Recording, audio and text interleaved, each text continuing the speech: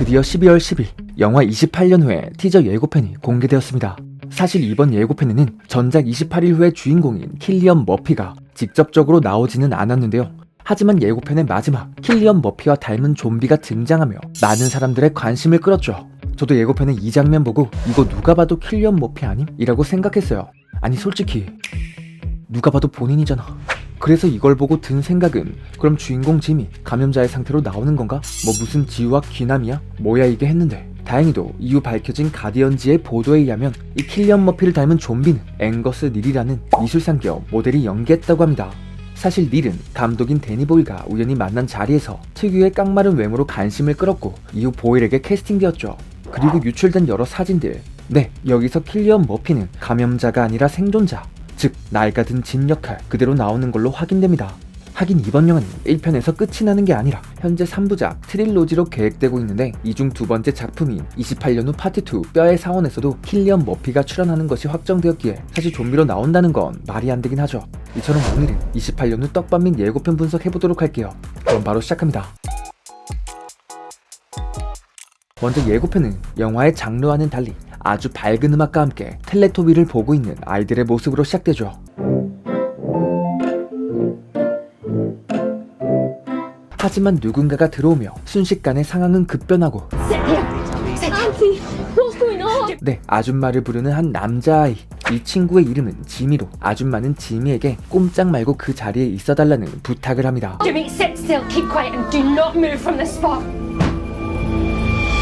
그렇게 이 짐이라는 아이는 자신을 제외 7명의 여자아이들과 함께 방 안에 남겨지게 되죠. 근데 잠깐만, 지미놈이랑 7명의 여자아이요? 이 새끼 능력 지리네. 여하튼 아줌마가 나가고 집은 좀비의 습격을 받게 됩니다.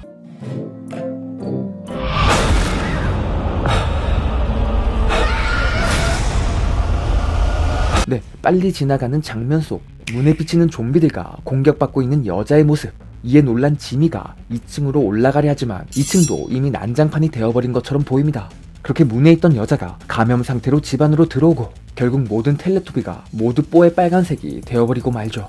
과연 예고편에 계속 등장하는 이 지미가 생존했는지 궁금한 상황에서 이어지는 다음 장면. 성당 창문을 뚫고 들어오는 한 무리들. 그런데 이 성당 어디선가 본 것 같은 느낌인데 바로 28일 후에서 주인공 짐이 무더기로 죽은 사람들을 발견했던 그 성당과 비슷하죠. 아마 이 부분은 1편과의 연관성을 위해 넣은 장면으로 보이고 그렇게 시간은 흘러 28년이 지나게 됩니다. 7, 6, 11, 5, boot. 먼저 여기 등장하는 이곳, 바로 이번 작품의 배경이 되는 홀리 아일랜드라 불리는 영국의 한 섬이죠. 실제로 영국 북동부 해안에 위치하고 있고요. 예고편에서도 요 홀리 아일랜드라는 지명을 보여주는 표지판이 나오기도 합니다. 또 이 섬의 가장 큰 특징, 바로 조수 간만의 차로 인해 하루에 2번 섬과 육지를 건널 수 있는 시간이 생긴다고 하죠. 아마 두 사람이 걸어가는 모습으로 보아 영화에서도 이 설정을 그대로 차용한 것 같네요. 5, 9 and 20 miles today, 4, 11, 17, 32 the day before. Boot, moving up and down again. 어쨌든 아직 이곳 홀리 아일랜드엔 바이러스에 감염되지 않은 사람들이 모여 사는 몇몇 공동체가 남아있었고 예고편에 나오는 머리에 화살이 박힌 가면의 모습, 그리고 말을 이용해 사람들이 농사를 짓는 장면, 이어서 수많은 묘비가 보이고 아마 많은 사람들이 죽었다는 것을 알려주는 것 같아요.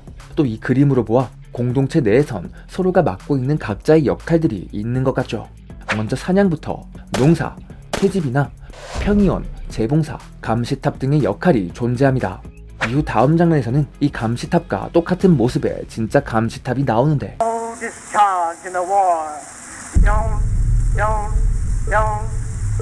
이 감시탑은 침입하는 좀비들을 막기 위해 다양한 방어 무기들을 가지고 있었죠.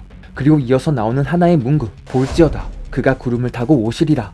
바로 요한계시록 1장 7절에 나오는 내용인데요. 그런데 여기 옆에 특이한 단어가 하나 있죠. 짐이라는 이름이 적혀 있어요.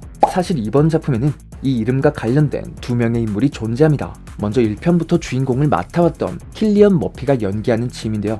외국에서는 짐이라는 이름을 줄여서 짐이라고도 많이 부르기도 하기에 충분히 가능성 있는 인물이죠. 두 번째, 처음에 등장했던 짐이라는 친구. 그 당시 어린 아이였으므로 28년이 지난 지금은 대략 30대 중후반의 나이일 테니 충분히 이 사람일 가능성도 존재합니다. 과연 벽에 적혀있는 짐이를 뜻하는 인물이 누구일지 궁금하네요. 그럼 계속해서 다음 장면 보시죠. Look at what's in front of you. Boots, boots, boots, boots, moving up and down again. 이어지는 장면에서 등장하는 두 사람. 먼저 활을 들고 있는 이 남자. 우리에게 킥에스나 마블 퀵실버로 유명한 에런 테일러 존슨이 연기하는 제이미. 그리고 제이미는 한 남자 아이와 함께 생존지를 벗어나 밖으로 향합니다. 근데 왜 이 두 사람은 안전한 곳을 벗어나 좀비들이 가득한 밖으로 향하는 걸까요? 먼저 아까 말씀드렸던 사냥의 목적일 수도 있고 아니면 두 번째 어떠한 임무를 맡을 가능성도 존재합니다. 그 임무는 바로 이번 영화의 출연진 중 한 명인 배우 랄프 파인즈가 밝힌 줄거리를 통해 알 수 있는데요. 이번 영화는 한 소년이 어머니를 살리기 위해 의사를 찾으러 가는 이야기로 전개된다고 하죠. 실제로 유출된 촬영 현장에 나오는 이 사람, 킬링이브의 빌라넬 역으로 유명한 조디 코머. 줄거리상 아까 말씀드린 엄마처럼 보이고 조디 코머가 이 죽어가는 어머니 역을 맡은 것 같아요.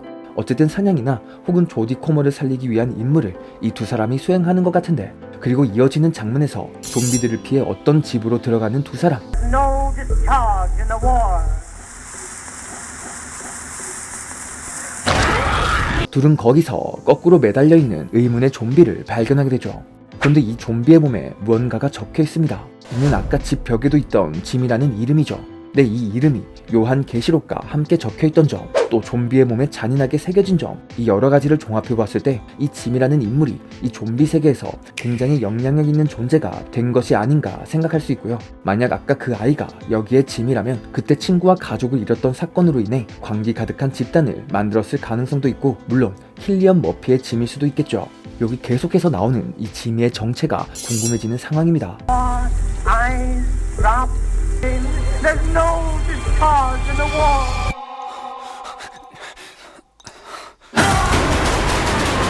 그리고 의문의 가면을 쓴 한 사람. 머리에 화살이 박혀있는 것으로 볼 때 아까 나왔던 이 가면과 굉장히 비슷해 보이는데, 일단 모습으로 봐서는 절대 평범한 집단은 아닙니다. 근데 이거 소우 직수 아니냐? 여하튼 이어지는 다음 장면에서 이 두 사람은 어떤 좀비에게 쫓기게 되죠. They will get the top of you. Boots. 사실 전작 28일 후의 좀비들은 감염자들이 아무것도 섭취하지 못하면 아사한다는 설정을 가지고 있었죠. 하지만 그 이후 28년이라는 엄청난 시간이 지났고 아사 직전이라고 하기엔 엄청난 근육을 가지고 있는 좀비가 뒤쫓아오는데요. 사실 이 부분은 이번 28년 후에서 그 설정이 바뀌었기 때문에 가능하게 된 상황입니다. 메인 포스터를 보면 Time didn't heal anything, 시간은 아무것도 치유하지 못했다 라는 문구, 그리고 다음 포스터에는 28일 후에서 시작되었고 28주 후에서는 퍼졌으며 28년 후에서는 진화되었다 라는 말로 보아 바이러스의 변이가 일어났다는 게 유추 가능하죠. 결국 이 좀비 또한 아마 변종일 가능성이 높아 보이고, 또 다른 정체 모를 변종 또한 예고편에 등장합니다. 이건 무슨 변종 좀비인지, 주변의 환경 때문에 변이가 일어난 건지, 이건 영화가 나와봐야 정확히 알 것 같고요. 그리고 마지막으로 등장하는 한 장소, 바로 이곳이 28년 후 2편에 등장할 뼈의 사원인 것처럼 보이고요. 여기 나오는 이 사람은 볼드모트로 유명한 랄프 파인즈가 연기하는 의사입니다. 본인 피셜로는 이 의사가 겉으로 이상하고 기묘한 사람처럼 보이지만 알고 보면 착한 인물이라고 하죠. 근데 생긴 게 고생 졸라 했네. 아무튼 이 뼈의 숫자들로 볼 때 엄청나게 많은 사람들이 죽은 것처럼 보이고, 이 장소는 2편을 위한 떡밥이 되지 않을까 합니다.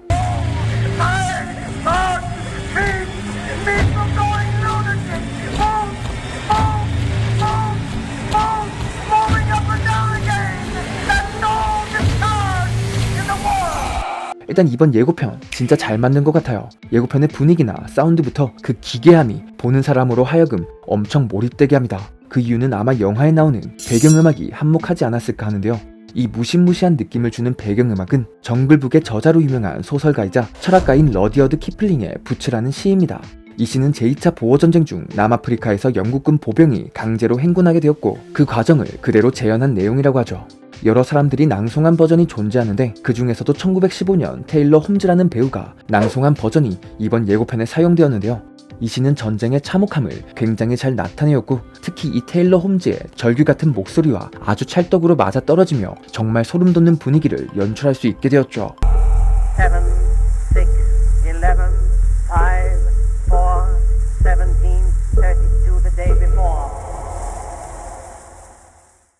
그럼 영화 정보 두 번째, 제작진들. 먼저 원작의 데니 보일 감독과 알렉스 가랜드 작가가 재결합했고 킬리언 머피 또한 총괄 프로듀서로 돌아오죠. 심지어 이번 28년 후는 트릴로지, 즉 3부작의 이야기로 나온다고 하는데요. 2편 제목마저 28년 후 뼈의 사원으로 결정된 상황에서 벌써 후속편 제작에 들어갔다고 합니다. 그런데 문제점 딱 하나는 데니 보일 감독에 이어 2편의 감독을 맡은 분이 바로 니아 다코스타라는 것. 근데 이게 뭐가 문제냐고요? 이분 최근 작품이... 이거 조졌네. 또 아까 말씀드렸듯 그래도 1편의 가랜드 작가가 3편까지 대본을 만들었다 하니 그나마 불행 중 다행인 상황이네요. 영화 28년 후는 북미 기준 6월 20일 개봉을 앞두고 있습니다. 저는 매드무비였고요. 잠시나마 즐거운 시간 되셨으면 좋겠네요.